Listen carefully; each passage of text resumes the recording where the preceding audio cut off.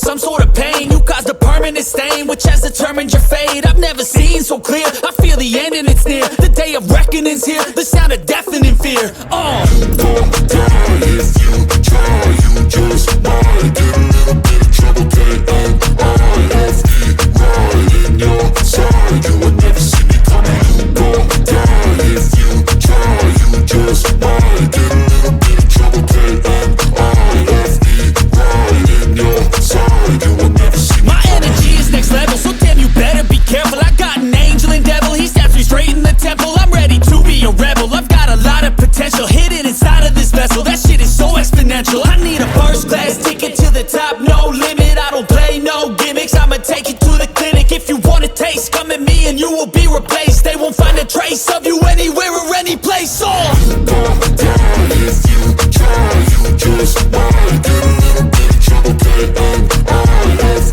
right in your side, you would never see me coming. You gon' die if you try, you just might get a little bit of trouble, K-N-I-F-E, right in your side, you would never see me coming.